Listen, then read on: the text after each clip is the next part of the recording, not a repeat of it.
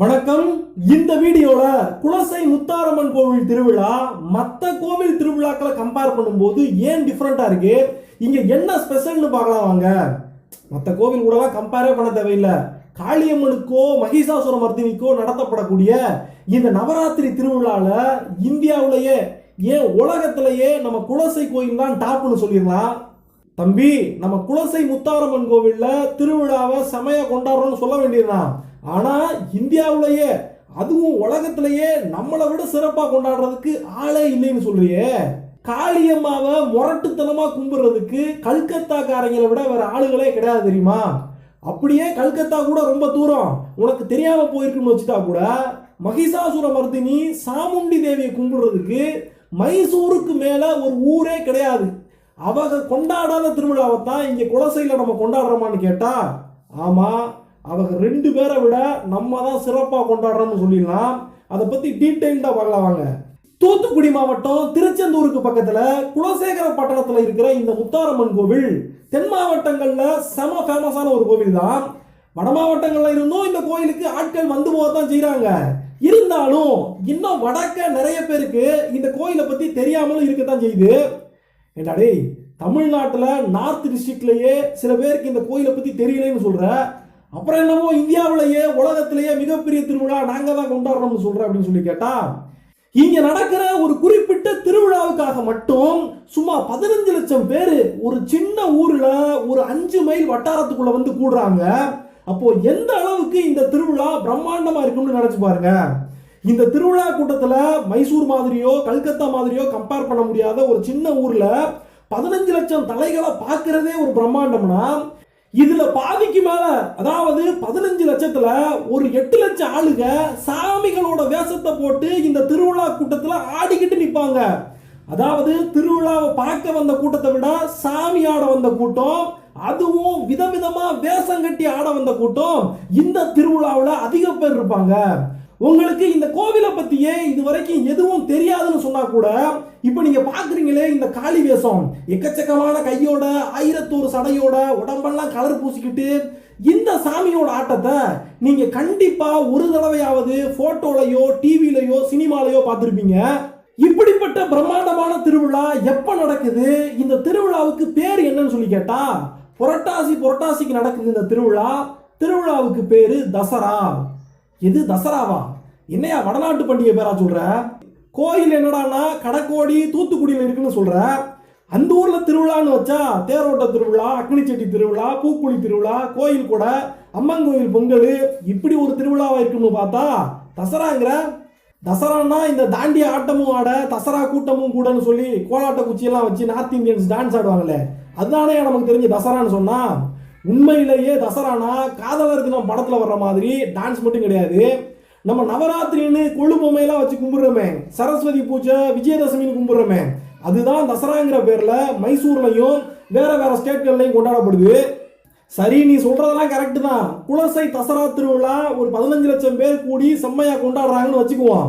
ஆனா காளின்னு சொன்னாலே கல்கத்தா காளின்னு பேரே இருக்கியா. தசரான்னு சொன்னா மைசூர் தசரான்னு வரலாறே இருக்கு. இன்னும் மைசூர்ல அந்த வழக்கமும் இருக்கு. இந்த ரெண்டு ஊர் ஃபெஸ்டிவல்களை கம்பேர் பண்ணும்போது குலசை முத்தாரம்மன் தசரா எப்படியா டாப்ல இருக்க முடியும்னு சொல்லி கேட்டா, ஃபர்ஸ்ட் பாயிண்ட், மைசூர் தசரா தான் நம்பர் 1ன்னு சொல்றோம், காலங்காலமா ஃபேமஸ்னு சொல்றோம். சரிதான். மகிஷாசுரனுடைய ஆட்சிக்கு உட்பட்டு இருந்த ஊர் தான் மகிஷா ஊர், அந்த மைசூர். அங்க வச்சுதான் சாமுண்டி தேவி அவன் கதையை முடிக்கிறாங்க. அப்படியே சாமுண்டி ஹில்ஸ்ல கோவில் வாங்கி உட்காந்துட்டாங்க. இந்த சாமுண்டி ஹில்ஸ்ல தசராவுக்கு கூட்டம் அலமோதும் சாமியை பார்க்க முடியலனா கூட பரவாயில்ல, மலை மேல ஏறி போய் கோயில் படியவாவது மிதிச்சுட்டு வந்துடணும்னு மக்கள் கூட்டம் படையெடுத்து போய்கிட்டே தான் இருக்கும். அதே மாதிரியே மைசூர்ல கொண்டாட்டங்களும் வேற லெவல்ல இருக்கும். இங்க குலசையிலையும் நிறைய கொண்டாட்டங்கள் இருந்தாலும் சாமி வேஷம் போட்டு ஆடுறது தான் இங்க பிரதானம். ஆனா மைசூர்ல கர்நாடிக் மியூசிக், நாட்டியங்கள், நாடகங்கள், நம்மளை போல போடக்கூடிய சாமி வேஷங்கள், சுதந்திர தினம் குடியரசு தினத்துக்கெல்லாம் பரேடு நடக்குமே, அத மாதிரியான அணிவகுப்புகள், இந்தியன் ஏர்போர்ஸே கிளம்பி வந்து காட்டுற விமான சாகசங்கள், ஃபுட் ஷோஸ், பெட் ஷோஸ், நிறைய கேலரிஸ், வீர விளையாட்டு நிகழ்ச்சிகள், film festivals, laser light show, பழைய காலத்து கார்களுடைய கண்காட்சிகள், வான வேடிக்கை, ரெக்கார்ட் டான்ஸு, மலர் கண்காட்சி, ஓவிய கண்காட்சி, இப்படி இன்னும் எத்தனையோ விஷயங்கள் அங்கே இருக்கு. இதையெல்லாம் பார்க்கறதுக்கு தசரா அப்ப வெளிநாட்டில இருந்து கூட டூரிஸ்ட் மைசூருக்கு வருவாங்க. ஆனா இந்த தசரா கொண்டாட்டங்கள் எல்லாம் எங்க நடக்குதுன்னு கேட்டா நிறைய ஈவெண்ட்ஸ் மைசூர் பேலஸ்ல வச்சு நடக்குது. இன்னும் சில ஈவெண்ட்ஸ் மைசூர்ல வெவ்வேறு இடங்கள்ல நடக்குது. மெயினா இந்த மைசூர் தசரால பக்திங்கிற ஒரு விஷயம் சாமுண்டி மலையோட முடிஞ்சு போயிடுது. அப்புறம் அந்த அம்மா வர்ற ஊர்வலத்தோட முடிஞ்சு போயிடுது. மற்றபடி நம்ம பார்க்குற பிரம்மாண்டங்கள் எல்லாமே வெறும் கண்காட்சி, பொருட்காட்சி தான். இந்த கண்காட்சியை கூட கோயில் பக்கத்திலேயே மலையை சுத்தியாவது நடக்குதான்னு பார்த்தா அதுவும் இல்ல. ஊர் பூரா அங்கேயும் இங்கேயுமா நடந்துகிட்டு இருக்கு. ஆனா நம்ம குலசையில அம்பிட்டு ஆடம்பரம் எல்லாம் இல்லப்பா. ஏதோ சாமிக்கு நேர்ந்துக்கிறோம், மாலை போட்டுக்கிறோம், வேஷம் கட்டிக்கிறோம், அம்பிடுதே. ஆனா மைசூர் தசராவை கம்பேர் பண்ணும்போது தசராவோட இந்த நவராத்திரியுடைய உண்மையான நோக்கத்தை, அந்த பக்தி வெள்ளத்தை இங்க குலசையில நிக்கிற 15 லட்சம் மக்கள் எல்லாரும் பரிபூரணமா அனுபவிப்பாங்க. இங்க கண்காட்சிக்கோ பொருட்காட்சிக்கோ முக்கியத்துவம் கிடையாது. கருங்காலிக்கும் செங்காலிக்கும் தான் முக்கியத்துவம். அதனால மைசூர் தசராவுக்கு அடுத்தபடியா இந்தியாவிலேயே 2வது பெரிய தசரா நம்ம குலசை தசரான்னு சொல்றத இன்னையோட விட்டுவிடுவோம். இந்தியாவுடைய தலையாய தசரா நம்ம குலசை தசரான்னு சொல்லி பழகுவோம். அட நம்ம மட்டும் சொல்றது என்ன, இந்தியா புக் ஆஃப் ரெக்கார்ட்ஸும் ஏசியா புக் ஆஃப் ரெக்கார்ட்ஸும் 2018லயே சொல்லிட்டாங்க. இப்படி ஒரே இடத்துல ஒரு 8 லட்சத்துக்கு மேற்பட்ட ஆளுங்க சாமிக வேஷம் போட்டுக்கிட்டு நேர்த்தி கடனுக்காக வேஷம் போட்டுக்கிட்டு நிக்கிறதுல குலசை தான் ஃபர்ஸ்ட்னு சொல்லிட்டாங்க. மைசூரா இருக்கட்டும், கல்கத்தாவா இருக்கட்டும், நம்மளை போல ஒரே இடத்துல ஒரே கோயில்ல இத்தனை பேர் சாமி வேஷம் போட்டு கூடுனதா சரித்திரமே கிடையாது. சரி, இப்ப மைசூரை பத்தி பார்த்துட்டோம். அடுத்து கொல்கத்தாவை பத்தி பார்க்கணும்னா உண்மையிலேயே பல 100 வருஷங்களுக்கு முன்னால இருந்தே இந்த துர்கா பூஜையை, காளி பூஜையை தூக்கி பிடிச்சி இந்த இந்தியாவுக்கே ஒரு முன்மாதிரியா இருக்கிறவங்க யாருன்னு கேட்டா அது கொல்கத்தாக்காரங்க தான். இந்த நவராத்திரி நாள்ல கொல்கத்தால ஒவ்வொரு வீடுமே ஒரு கோயிலாகி போயிடும். எல்லா வீட்லையும் நவராத்திரி விரதம் பிடிப்பாங்க, எல்லாரும் பூஜை போடுவாங்க. எப்படி விநாயகர் சதுர்த்திக்கு தெருவுக்கு தெரு சிலைகளை வச்சு நம்ம கும்பிடுறோமோ அதே போல துர்கா தேவிக்கு, காளி தேவிக்கு சிலைகளை வச்சு அவங்க ரொம்ப சூப்பரா இந்த திருவிழா கொண்டாடுவாங்க. இந்த மைசூர்காரங்களை எடுத்துக்கிட்டோம்னா அவங்க சாமுண்டீஸ்வரி தேவி மேல ரொம்ப பக்தியா தான் இருப்பாங்க, செய்வாங்க. ஆனா ஒட்டுமொத்த கர்நாடகா பூராம்னு பார்த்தோம்னா அவங்க என்னதான் சாமுண்டீஸ்வரியை கும்பிட்டாலும் செஞ்சாலும் அவங்க ஸ்டேட்ல வேற நிறைய சாமிகள் மேல பக்தியான ஆள்கள் இருப்பாங்க. ஆனா இந்த கல்கத்தாக்காரங்க, இந்த வெஸ்ட் பெங்கால் காரங்களை பார்த்தோம்னா அவங்க என்ன ஜாதியோ குளமோ வசந்தவனோ தாழ்ந்தவனோ எல்லாருமே பெரும்பாலும் காளியம்மாவுடைய பக்தர்களாகத்தான் இருப்பாங்க. காளியுடைய போட்டோ இல்லாத பூஜை ரூமே அந்த ஊர்ல கிடையாதுன்னு சொல்லிடலாம்.